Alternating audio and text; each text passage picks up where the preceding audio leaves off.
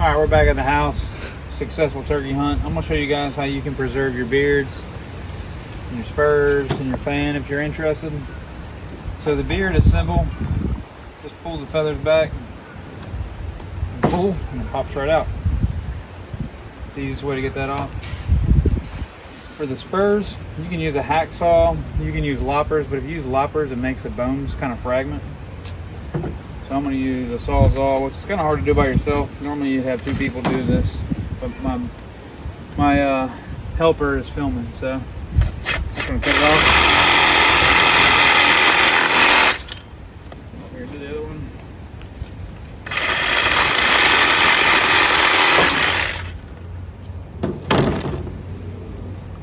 Now once you get this off, it's real important that you get these tendons out. I'm about to get a pair of needle nose pliers and pull them all out, and then we're going to take Q-tips and push this bone marrow out. I'll be right back. Alright. So literally all you're going to do is grab these pliers and they pull right out. It's not hard. You can do it with your fingers sometimes, but they're real slippery. They don't come out easily. So we'll put some borax in here, dry it up. The other thing is, for the fan, you want to get some of these feathers in here for this upper part. If you're not careful, it'll just be the top. So figure out how many of these feathers you want, and then come in here and you can feel there's a very obvious place as to where to cut it off. Come in here, Thomas. For me, it feels like about right there, but there's a spot where they lock their feathers to strut. Basically, you just come in and follow that bone. It's windy, so it makes it tough to show you guys, but it cuts right off.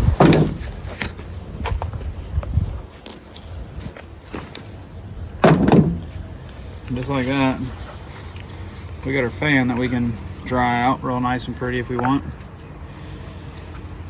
But we got to remove all this meat, otherwise it'll rot. So we'll get to that. All right, girl. All right, sorry for the background noise. I'm out in my garage and I got an external air conditioner going. It's kind of loud, but once again, borax. We use it when we cleaned our mounts, but you can use it for so many other things. I'm gonna put some inside of the Ziploc bag right here. And really what I'm trying to do is, I'm using this to suck out all the moisture from whatever I'm trying to preserve. So, I mean, I'm just gonna get a healthy amount in here. And so, in your beard, this is just meat. So, we stick it inside this bag, get it nice and coated. I just like to leave it in here for a couple days, just to dry it out. You don't want to put it in a bag so that it bends, because your beard will get bent. So if your beard don't fit in the Ziploc you got, don't use it. The next thing we're going to do is, we got to clean out these little channels in here. They've got bone marrow, things like that. Make sure I got something to clean up with. But literally all we're gonna do is take our spur, take a Q-tip, push it through. Pull it out. And you can see here, it just takes out all that bone marrow. Helps you preserve it the correct way. Now, you want to look inside of there and make sure that it's hollow. And then do the same thing on the next one. I'm just going to take it, get it on in there. This one's still got some tendons in it. Oh, there we go. Push it through.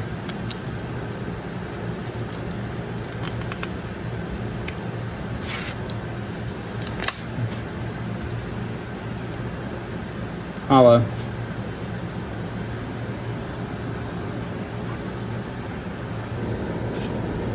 Then we're going to do the same thing. We're going to take these We're gonna get them inside this borax solution.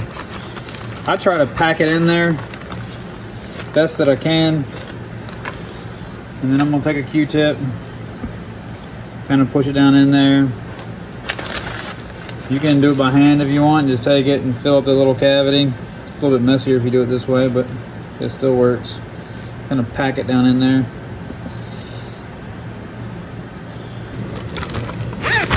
Now literally all I'm doing is get them in this same bag of borax, get them covered up, zip it up, put it aside, let it sit for a couple days, and you're good to go. But next, people ask me all the time how to preserve these fans. And it's not hard. It's a little time consuming, but it's really not hard at all. But all of this meat has got to come out, right? So I'm going to use a scalpel. It's just easier. Come in here, just start working it away, pulling. Takes time, like I said. But if you're somebody that uses a scalpel all the time, you can do this pretty quick. In the old days when I was a field biologist and not in an office all day, I use a scalpel quite regularly, but not so much anymore. So it takes me a little longer, but that's all right. And you'll notice this fat, this yellow fat, you can get that off later. But right now we just wanted to get the meat out of here. That is our main goal. And the hair or the feathers will get on your nerves as you go. That's part of the process. But we're gonna get the skin all the way back, and then I'll show you what it looks like when we get it all the way down, just so you don't have to sit here and watch me for the next 20 minutes peck away at this. At some point, once you get it skinned back to where you're starting to see quills, like here's some quills poking through, you're gonna have to go through this way and start pulling this meat off. Basically, it's nothing pretty about it, nothing delicate about it.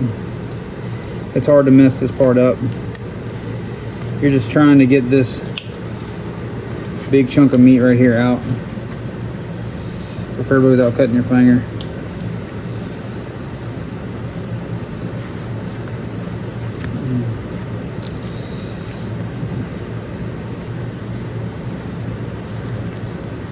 Flip it over, do the same thing on the other side.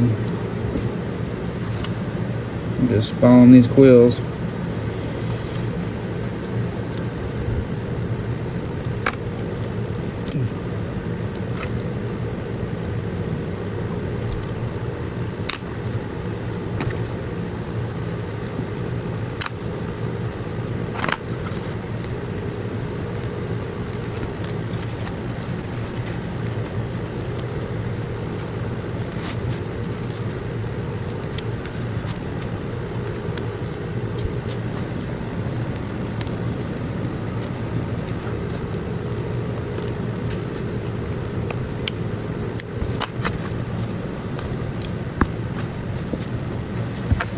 Now basically, you just got these loose quills in here with a bunch of fat in them. You want to get as much of that off as you can. Kind of cut, scrape. You're not going to hurt anything. Flip it over. See all this fat in here? That will rot and smell terrible. So, some of this depends on like how much time you spend doing this is depending on what you're going to do with it. If you're going to put it in your house and make a really nice mount, then you want to get as much of this off as you possibly can. If you're going to throw it up in your garage, you know, leave it up there for 4 or 5 years, you just kind of want to do something with it, then you don't have to be as particular here. But the more you get out, the longer it's going to last. You can't leave any big chunks of meat like this. Another thing you can do, if you got a wire brush that you want to get rid of, you can take a wire brush and scrape in between these, and that will help a lot to just break it free. but I don't have one that I want to waste right now. So I'm just going to take the time, come in here and scrape out as much of it as I can.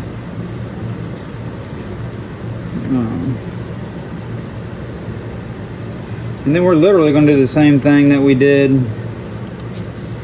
with the beard and the spurs. We're going to take it, we're going to spread the fan out. We're going to stuff borax in here to dry it out. And then we're going to pin it open. And that's what's going to help. When it dries it out, it's going to lock it in place. So I'm going to finish this up and I'll be back. Now you're starting to see all these individual quills really well.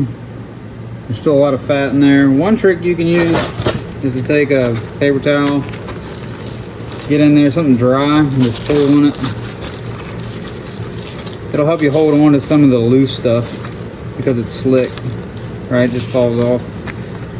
But I'm not gonna do a whole lot more because I've got a couple of these and really I just wanted to show you guys how to do it. But you can see there's a layer of quills, here's a layer of quills, and you know, like I said before, the more time that you spend getting all this excess fat and meat off, the longer it'll last. And if you got a old wire brush that you can just waste, it'll help you scrape it out of there and be done. But now we're going to take this, we're going to stuff it with borax, and then we're going to pin it open. So I'm going to get that going and I'll show you guys when I got it ready. Alright, so I got an old pizza box here. Let me get some borax out. Basically what I'm going to do is I'm going to try to get as much of it in here as possible.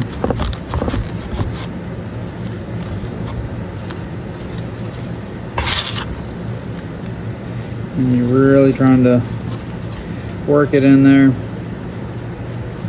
into all the crevices.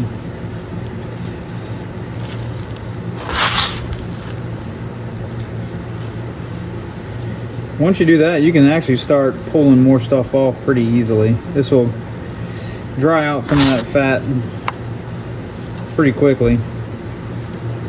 So I just rub it in there really well.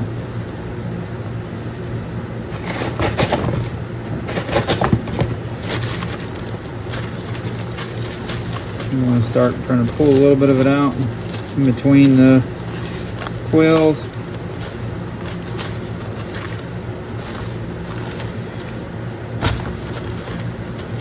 But you see I can kind of just pull the fat off a little bit better.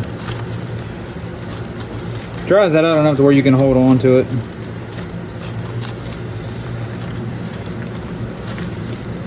You can take the time and get in between all of these. Yours will turn out better than mine because I'm not going to do that today. But get this packed in and we'll go to the next step. Alright, now for one of the more important parts. We're going to pin it down. I'm using roofing nails. You can use thumbtacks. You can use whatever you got. I just didn't feel like going to the store to buy anything to do it. So we're going to take it. You want to get it spread out the way you want it. And it needs to be in whatever shape that you want it to look like when it's done. Because once we do this part, we're pretty much setting it for what we want it to look like when it's completed.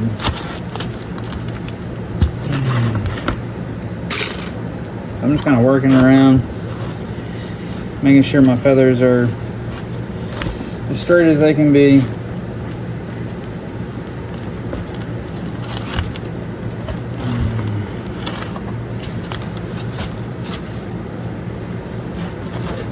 So you'll see I've got it pinned up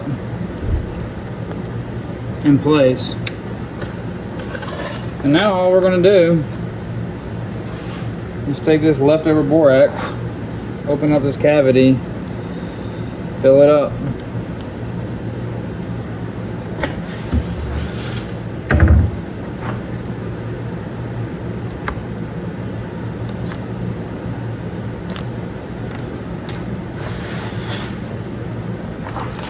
same thing on the bottom side.